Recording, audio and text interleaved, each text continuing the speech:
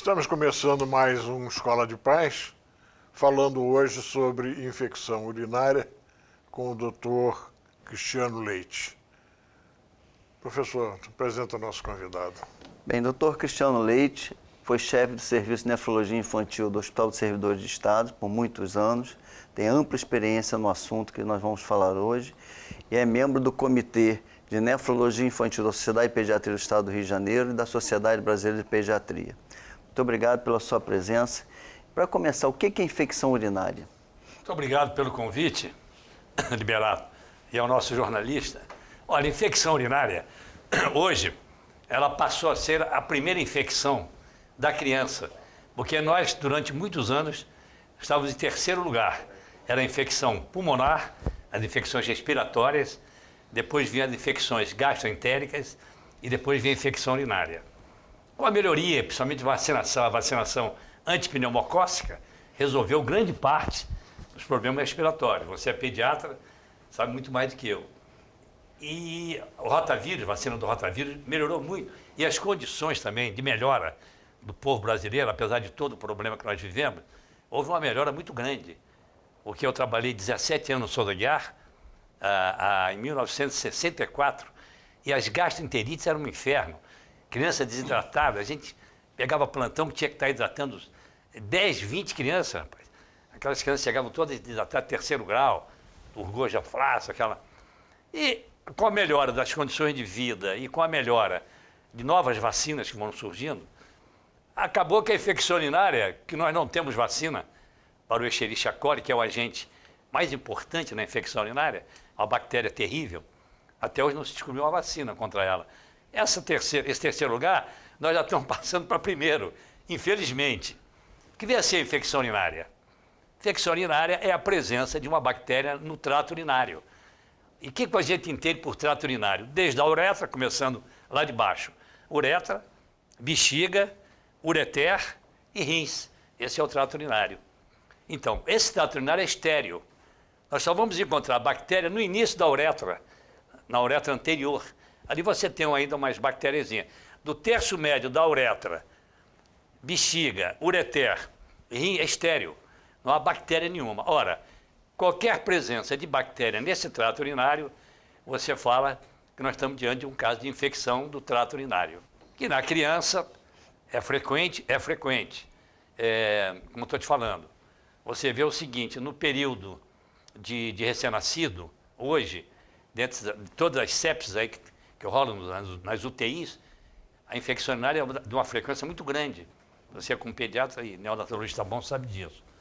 Agora, a infecção urinária, houve uma época em que houve um alarme muito grande de nós mesmos, nefrologistas, com a possibilidade da criança perder o rim. Então, grande número de pediatras ainda acreditam que a infecção urinária é uma doença muito grave, é uma infecção muito grave. Mas, na verdade, apenas 10% que vão marchar para a perda total do rim. 90% dessas crianças que fazem infecção urinária, o prognóstico continua sendo bom, porque hoje nós dispomos de muito antibiótico poderoso, entendeu? E raramente uma criança perde o rim, a não ser quando ela traz do berço da vida intrauterina malformações renais graves. É que o americano chama de CAGUT, C-A-K-U-T, Congenital Anomalias Kidney Urinary Tract. Quer dizer, é um termo que o americano lançou, vezes o outro que é o LUT, Lower Urinary Tract, ou seja, doenças do trato urinário inferior. Malformações do trato urinário inferior são doenças graves, como, por exemplo, válvula de uretra posterior, você sabe muito bem, são crianças que, apesar do diagnóstico hoje ser feito no pré-natal, no ultrassom da mãe, você já pode ver que o garotinho tem uma válvula de uretra, você sabe, é uma ureterohidronefrose bilateral que aparece durante a gestação, quando a mãe vai fazendo aqueles ultrassonzinhos, de repente, vê uma notícia triste. Essas crianças são encaminhadas para a gente, lá, na minha época, os servidores, era muito grande a frequência, e você vai ver o seguinte, os dois ureteres estão totalmente dilatados, o rim está todo dilatado, e uma bexiga espessada, já com 24 semanas de gestação, com 30 semanas. Então, esse diagnóstico é de válvula de uretra. E nós pensávamos que com o diagnóstico precoce, eu me lembro de uma vez no servidor, recebemos uma criança que veio de Caiacó, no Rio Grande do Norte, uma cidadezinha, né? Até hoje eu me lembro dessa cidade, cujo diagnóstico de válvula de uretra foi feito com 10 anos de idade. O garoto praticamente não tinha mais rim. Era o Edson Caicó, ficou nosso amigo, ele morou no hospital durante quase 2 anos, coitadinho. Ele veio do interior do Rio Grande do Norte, não tinha condições nenhuma lá. Quer dizer, o diagnóstico tardio, hoje, você faz o diagnóstico precoce, na barriga da mãe. Mas, infelizmente, nós sabemos que esse rim já vem lesado da vida intrauterina. Então, mesmo... E o que provoca isso? Olha, isso são malformações renais na vida embriológica e uma série de fatores. Ninguém sabe que seriam aquela programação fetal. Então, a mãe pode ser submetida a uma virose que passou despercebida, a um tombo, qualquer fator que leve a um mau desenvolvimento do feto na vida embrionária. E aí são N fatores, ouviu? Na válvula de uretra, não se sabe ainda qual é a causa. O que nós pensávamos, que com o diagnóstico precoce, que a criancinha já nasce, a vantagem é que ele nasce com 24 horas, você já tem um diagnóstico, você já põe uma sondinha nele, porque aquela bexiga espessada, porque a válvula de uretra, vamos dizer assim, é um obstáculozinho na uretra, lá embaixo, na uretra posterior, ouviu? Quer dizer, do trato urinário, quanto mais baixo a obstrução, pior, porque vai lesar os 2 rins. Lesará os 2 rins, ouviu? O que acontece na válvula de uretra. E essas crianças, apesar de todo diagnóstico precoce, tratamento precoce, um grupo ainda importante de crianças marcham para a insuficiência renal, no final. Estatisticamente, isso significa o quê? Não, a válvula de uretra, na relação, estatisticamente, ela não entra nem com 10% de todos os casos de malformações.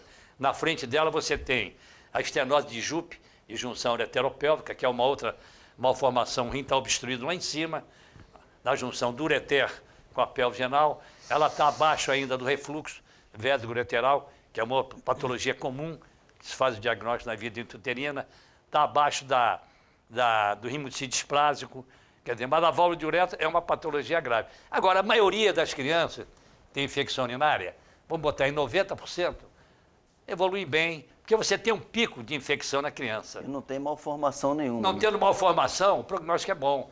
Daí a vantagem, hoje em dia, da que nós chamamos de avaliação por imagem. Toda criança, vai um lembrete aqui para os papais, cobrar do pediatra, ou que ele encaminhe imediatamente para o nefrologista, que eu acho que é a conduta mais certa, porque a infecção urinária é uma doença traiçoeira. A criança pode ter uma infecção urinária e destruir o rim da criança. Não sabe por quê. Hoje nós sabemos, mais ou menos, por quê. Agressividade bacteriana. Se essa criança der o azar de pegar uma Escherichia coli perfimbriada, aquela que tem os pezinhos, viu? A Escherichia coli é a bactéria principal. Ela tem a perfimbriada, é grave. Essa perfimbriada tem umas 20 subtipos. E tem o sorotipo, se não me engano, O114B4, ela é altamente agressiva para o rim. Eu já vi na minha clínica e lá no servidor, uma menina que faz uma infecçãozinha urinária e o rim murcha totalmente, perde-se o rim. Mas na maioria das vezes, para não assombrar as mamães, viu? O prognóstico das infecções urinárias é muito bom. O que acontece hoje em dia, Liberato, é o seguinte, o termo infecção urinária também é um termo muito amplo, porque compreende 3 tipos de infecções. Pielonefrite aguda, cistite e bacteriúria assintomática. Você vê, cada uma com uma característica, com um quadro clínico, com um tratamento, com uma avaliação por imagem e com um prognóstico diferente. Então, quando a criança chega no meu consultório, eu chegava lá no servidor, doutor, ela tem muita infecção urinária. Eu ensinava para o nosso residente, olha, esse termo é muito traiçoeiro. Vamos tentar fazer o diagnóstico. Se ela tem pielonefrite, que é mais grave, porque pielonefrite, a bactéria vai lá em cima no rim, porque a via toda de infecção urinária é via ascendente. É a rota que nós chamamos rota fezes, uretra, fezes, períneo, uretra, bexiga e rim. Essa é a via, quer dizer, a bactéria sai lá do intestino, todas as bactérias que vão atingir o rim, na infecção urinária, provém do trato urinário, ali onde elas ficam vivendo em simbiose perfeitamente compatível com uma vida normal. De uma hora para outra, uma cepa do Escherichia coli desse, torna-se virulento, ele migra, coloniza o períneo, essa região que fica entre o ânus e a vagina, aquela região ali, o períneo, serve para colonizar a bactéria. O coli coloniza ali, fica uns 10 dias ali, depois ele cai, vai pela uretra, cai dentro da bexiga, pode ficar só na bexiga, ali teria cistite, que o prognóstico é bom, porque não vai lesar o rim lá em cima, aí o pediatra faz o tratamentozinho de uma semana com uma sulfa, com a nitrofurantoína, uma droga dessas, e melhora o quadro, pronto. É a cistite. Agora, se a bactéria ascende pelo ureter e vai até o parênquima renal, aí nós vamos ter a pielonefrite aguda. E o terceiro tipo de bactéria, primeiro tipo, pielonefrite, cistite, terceiro tipo é a bacteriúria assintomática. O nome está falando, bactéria na urina sem sintoma.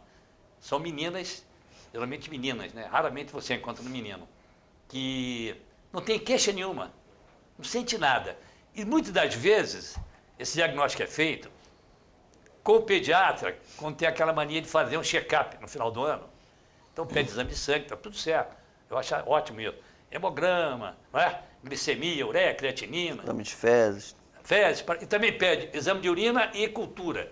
Eu sempre falo, eu aprendi isso com a maior nefrologista pediátrica do Brasil, que é a doutora Noema Goldratt, do Rio Grande do Sul, morou nos Estados Unidos quase 15 anos, tem livros escritos, e ela esteve no Rio 2 vezes, eu trouxe ela aqui no Rio 2 vezes.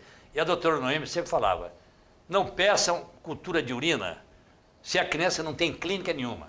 É um erro danado, porque dá o azar dessa cultura vir positiva. Você está entendendo?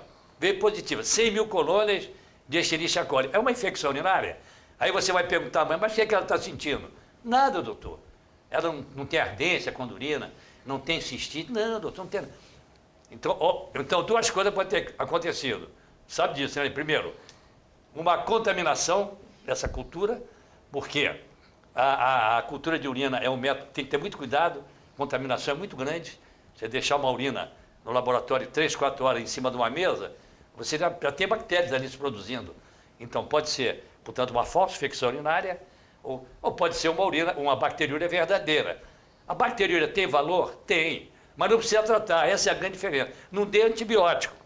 Eu costumo mostrar às mamães que a bacteriúria assintomática é como se a bactéria estivesse na bexiga, tomando banho na bexiga dela, usando a bexiga como uma piscina, mas não penetrou na mucosa. A parede da bexiga, quando ela penetrar, vai dar clínica, porque irrita a parede da mucosa, lesa aqueles pontilhados hemorrágicos, ela vai ter piúria, hematúria, vai ter dor a urinar, aí ela está com uma clínica. Então, isso é importante a beça, nós diferenciarmos qual tipo de infecção urinária que aquela criança apresenta. Se é pielonefrite aguda, essa é a mais perigosa, é a mais grave de todas. Por quê? Eu vou aproveitar aqui o rim, ó, que eu trouxe, um rinzinho, para mostrar que a pielonefrite, a infecção vai atingir a zona principal do rim. Eu sempre falo para as mães aqui, como o ar-condicionado deve ter um aparelho básico ali, o principal, né? Condensador. A mesma coisa é o rim. O rim tem uma função importantíssima nessa zona aqui, a zona glomerular. É aqui que a pielonefrite vai destruir o rim. Então você vê às vezes a mãe, doutor, será que meu filho tem perigo de perder o rim? Depende. Se tiver uma malformação congênita associada, se ela tiver hoje o que nós chamamos de distúrbio do trato urinário inferior, uma bexiga hiperativa, e isso aí é uma clínica que o pediatra geralmente passa despercebido, o que vem a ser isso? São meninas que prendem urina, isso é mortal para as meninas que têm infecção urinária, com mulheres também. Eu pego muitas senhoras adultas que vão consultar as meninas e me explicam, doutor Cristiano, eu tenho uma cistite crônica que não melhora. Eu faço 2 perguntas a ela e raramente essas perguntas não são positivas. Fala, vem cá, a senhora tem costume de prender urina? Ficar muito tempo sem urinar? Ah, doutor, tenho. Segunda, a senhora tem prisão de ventre? Tenho, pronto. Nunca a senhora vai curar a sua infecção urinária se a senhora tiver prisão de ventre e se tiver prendendo a urina. E nas crianças pequenas, 5, 6 aninhos, nessa fase é que começa. As meninas começam a prender a urina. Muitas vezes porque estão brincando, estão se distraindo. Quando vê o desejo de urinar, que ela tem que urinar, ela recebe o aviso, a bexiga enche, manda o aviso para o sistema nervoso central, ó, está na hora de urinar. Ela não vai urinar. Ela continua a brincadeira. E depois ela chega a um ponto tal que ela adota o que nós chamamos aquelas medidas de contenção. Ela se espreme, vai para o cantinho fica se espremendo. A mãe já sabe. Minha filha, está na hora de fazer xixi, entendeu? Ou então goteja a urina, que a bexiga fica tão cheia e ela tem o controle do esfíncter externo, a partir de umidade, 3 aninhos, a criança já controla, como nós controlamos. Aqui nós estamos, às vezes, apertados para ir no banheiro, mas aguentamos, porque você tem o controle do esfíncter. Agora, na menina pequena, chega um ponto que ela não vai urinar, então começa a haver contração do detrusor, que é essa musculatura que envolve a bexiga. O esfíncter abre um pouquinho, que ele não aguenta também, e fica molhando a calcinha. Então, essa pergunta é fundamental. Mamãe, a sua filha prende urina, molha a calcinha, quando é garoto, cuequinha, e tem prisão de ventre. Se não tratar, por que a prisão de ventre? Muitos me perguntam, mas, doutor Cristiano, por que prisão de ventre? Olha, a prisão de ventre é de uma importância terrível. 2 motivos. As fezes no colo e ali no reto, elas comprimem a bexiga, porque anatomicamente a bexiga fica, o reto fica logo embaixo, colado. Ora, se você tem um impacto fecal ali, um bolo fecal, como eu peguei semana passada na minha clínica, uma garotinha que ficava 10 dias sem evacuar. E a mãe achava aquilo, doutora, mas depois ela evacua. Que absurdo, minha filha, 10 dias. Conclusão, a bexiga é empurrada, aquele bolo fecal, ele comprime a bexiga. Ele comprimindo a bexiga, já tem um fator importante, que é a estase urinária, dentro da bexiga. Aquela zona não elimina toda a urina. Tem pontos ali que ficam comprimidos pela urina. Segundo, essas fezes em cima da bexiga faz com que a bexiga comece a contrair. É o que a gente chama de contrações não inibidas do detrusor. Porque entendam bem, o detrusor, que é a musculatura aqui da bexiga, ele tem que contrair uma vez só. Quando a criança vai urinar, o esfíncter abre, o detrusor contrai, acabou, esvaziou. Nesse caso, essa irritação das fezes em cima da bexiga, o detrusor fica contraindo e ela fica segurando. O que acontece? Espessa a parede da bexiga. Com o tempo, nós vamos encontrar crianças com a bexiga já pequenininha, espessada. Isso para tratar é um inferno. Então, é o que nós chamamos de distúrbio do trato urinário inferior, que tem uma importância fundamental. Quer dizer, o pediatra tem a obrigação de, na anamnese, se a criança tem muita infecção urinária, sempre perguntar, mamãe, ela tem prisão de ventre? Ah, doutor, tem. Vamos tratar imediatamente. Ela prende urina, adota essas manobras de contenção, fica se espremendo. Tem outras que se agacham, comprime o períneo contra o calcânio. A mãe fica vendo. Outras fazem uma dobra a perninha. Eles chamam de saudação de Vansan. O jeito faz assim, como se estivesse fazendo uma saudação à rainha da Inglaterra. Aí ficou esse termo, saudação de Vansan. E se essa criança tiver esses fatores, o tratamento não adianta nada. Só dar antibiótico, é o que eu sempre falo para as mães, não adianta nada. Ou a senhora entra nesse esquema, tratar a prisão de ventre, ela tem que urinar de 4 em 4 horas, ela tem que saber urinar, você tem que fazer uma reeducação miccional. Essas meninas são meninas típicas para o modo de urinar. Elas urinam extremamente rápido, são muito ansiosas, querem brincar, a coleguinha está chamando, então elas vêm no vaso sanitário, sentam, põem a calcinha aqui, no meio da coxa, urina com a perna fechada, já está errado, urina em 1 segundo, faz aquele jatozinho rápido, se limpa, bota a calcinha e vai brincar. O que aconteceu aí? Grande parte da urina ficou na bexiga, é o resíduo vesical. Esse resíduo já é um caminho aberto para a infecção. Quanto mais resíduo ela deixa, mais infecção. Então você tem que reeducá-la, mandar aquela outra coisa errada, Liberato, muito comum entre as mães, é o pavor que elas têm de sentar no banheiro fora de casa. Elas admitem que o banheiro, qualquer banheiro fora de casa, é claro, não é tão limpo como está a nossa casa, cada um tem a sua. Mas o banheiro, nunca se pega infecção, é o que eu explico para exemplo, nunca a sua filha vai pegar uma infecção urinária no banheiro. Você pode urinar na Central do Brasil, no Fla-Flu, no Maracanã, em dia de Fla-Flu, com 100 mil pessoas, depois do jogo, a tua filha, se estiver apertada, tiver vontade, vai e faz xixi. Muito mais lesivo ela ficar com esse bexigão aí, cheio de urina. Mas, doutor, não pega uma infecção urinária. A Escherichia coli não vai estar no vaso sanitário. a Escherichia coli está no intestino da tua filha. E se ela tem prisão de ventre, se ela tem 100 mil colônias, no primeiro dia ela não evacuou, no outro dia já tem 200 mil colônias. Depois ela passa para 400 mil, 1 milhão e 600, a progressão do crescimento da bactéria no intestino é geométrica. 100 mil, 400 mil, 1 milhão e 600.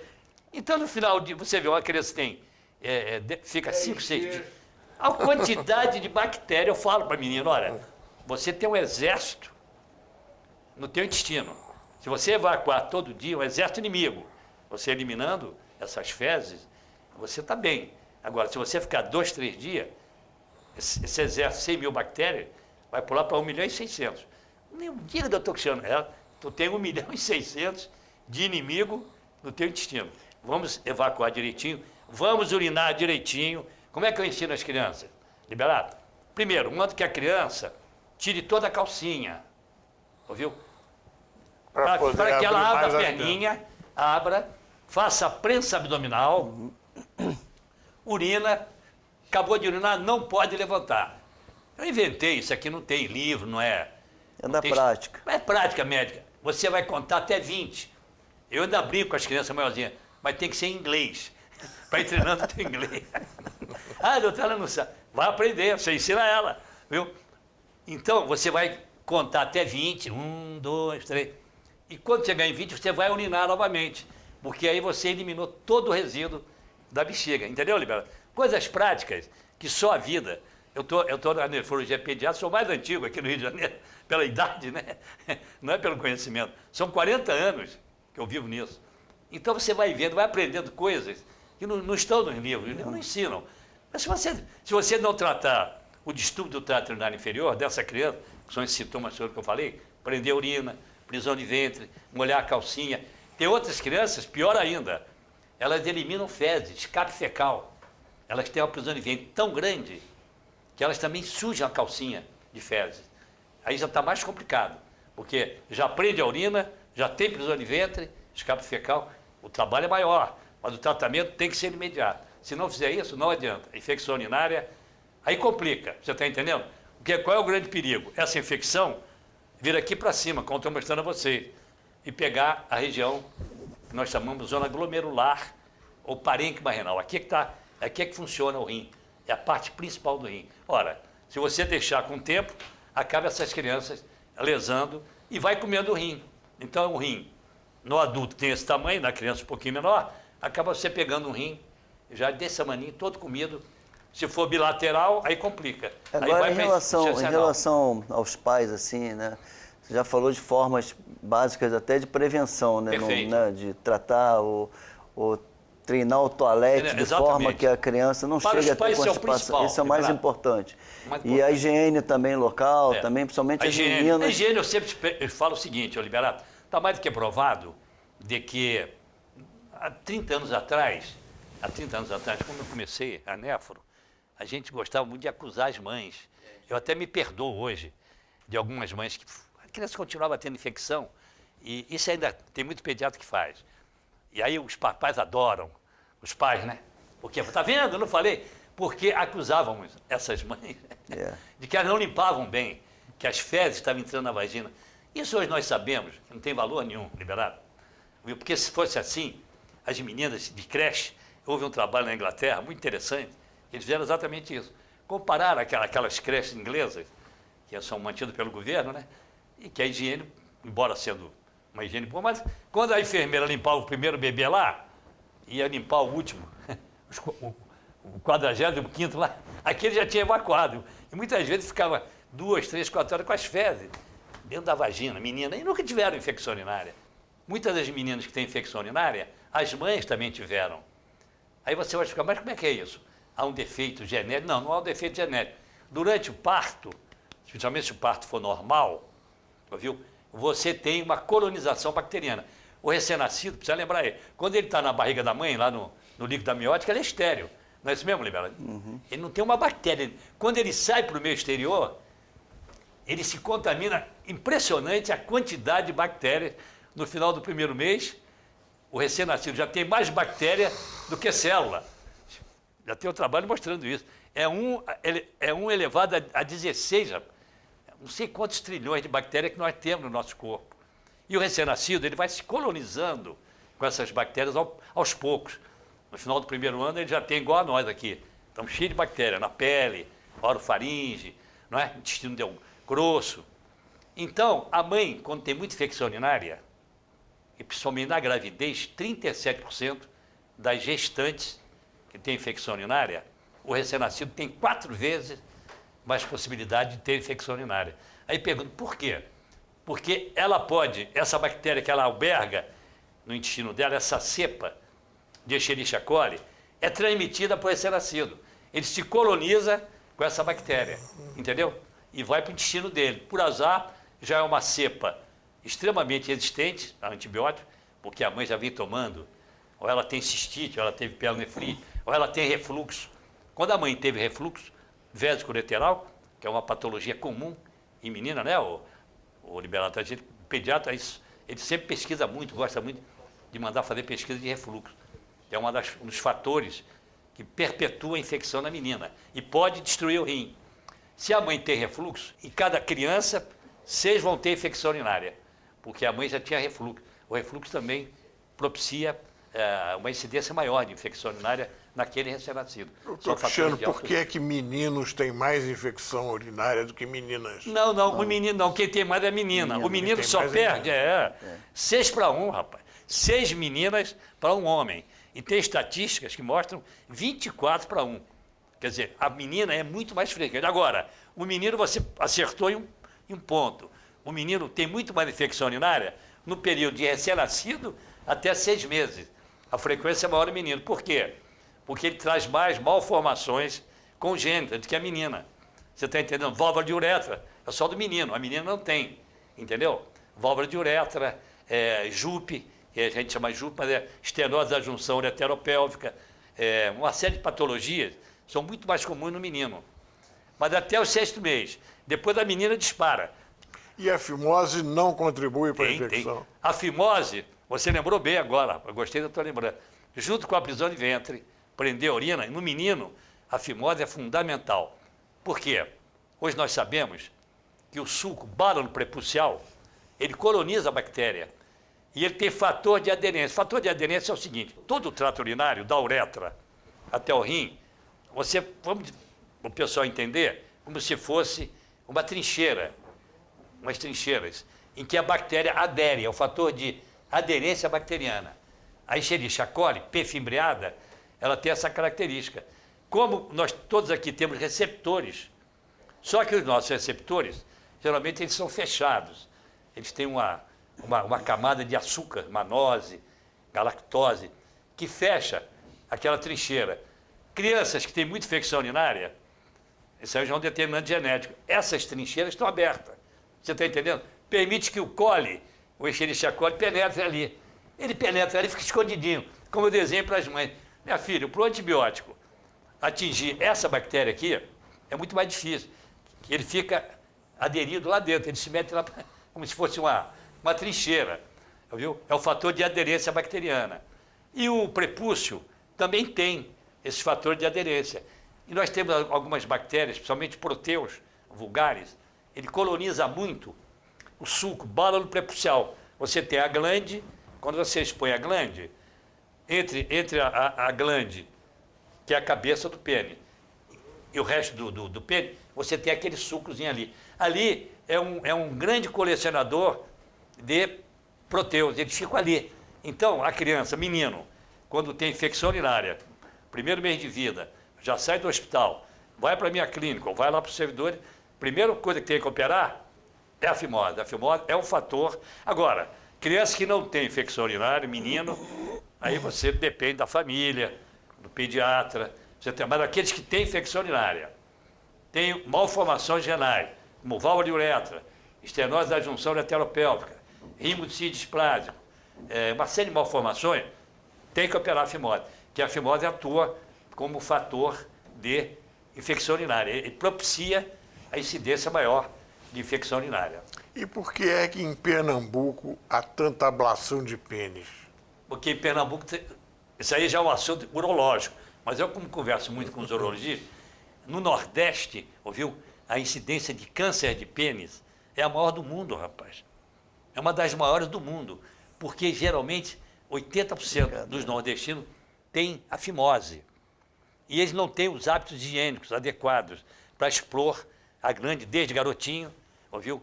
Uma série de fatores socioeconômicos, eu não vou entrar nesse detalhe, mas a incidência de câncer de pênis é enorme no Nordeste, principalmente em Pernambuco. Não tem a ver com a infecção urinária. Não, tem nada a ver com infecção. Tem a ver com câncer de pênis, que é comum à beça naquela região. Exatamente. Questão da higiene mesmo. Exatamente, pela questão da higiene. Porque aqueles que têm fimose, muitos deles não conseguem expor a glande. E o sujeito fica com aquilo até 20 anos, 22 anos, 23, 30 anos. Ele, às vezes, não consegue expor a glande. Viu? E ali acumula o esmegma. O esmegma é aquela secreção produzida pelas glândulas sebáceas do pênis. Então, aqui no nosso meio já é mais difícil, porque a maioria ou pela fimose, mesmo nas camadas pobres, ou consegue, pediatra aos pouquinhos vai abrindo, ouviu? Vai mostrando a importância. Mas nas regiões que você não tem uma assistência médica adequada, existem adultos com 30 anos com uma fimose irredutível. E a frequência é muito grande no Nordeste. Agora, que sintomas devem chamar a atenção dos pais para a infecção? Muito bem. A infecção urinária, os sintomas dependem muito da idade, né? Depende da idade. Por exemplo, vamos partir do recém-nascido. O recém-nascido pequenininho, como é que vai fazer diagnóstico de infecção urinária? E, geralmente, o que acontece? É um recém-nascido que pode ter vindo da vida intrauterina sem nenhuma malformação ou já tinha o aviso do ultrassonografista, que fez da mãe, olha, esse garoto tem um rim dilatado, ele tem uma JUP, que é a estenose de junção ureteropélvica. A gente fala muito em JUP, é isso aqui, ó. Aqui está o ureter, que vai levar a urina para a bexiga, aqui está a pelve renal, aqui pode ter uma obstruçãozinha na junção do ureter com a pelvis, aqui chama-se pelve.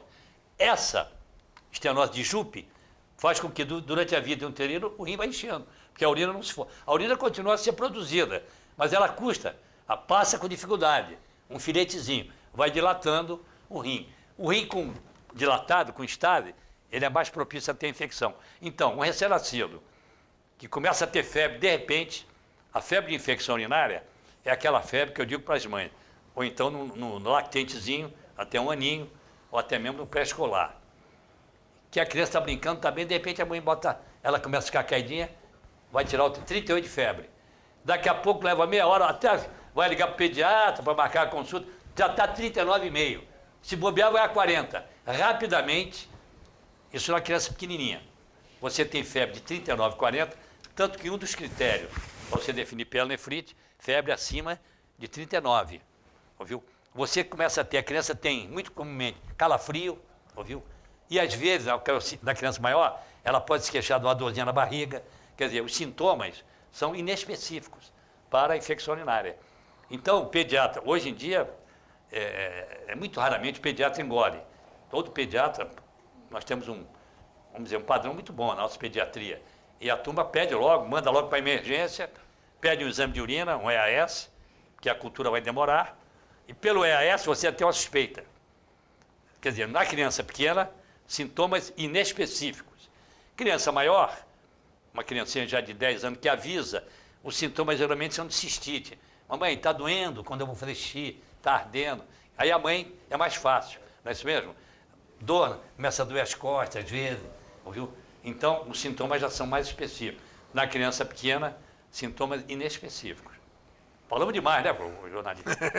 Nós queremos agradecer muito ao doutor Cristiano Leite por sua participação e estamos encerrando o Escola de Pais de hoje, prometendo voltar na semana que vem. Muito obrigado.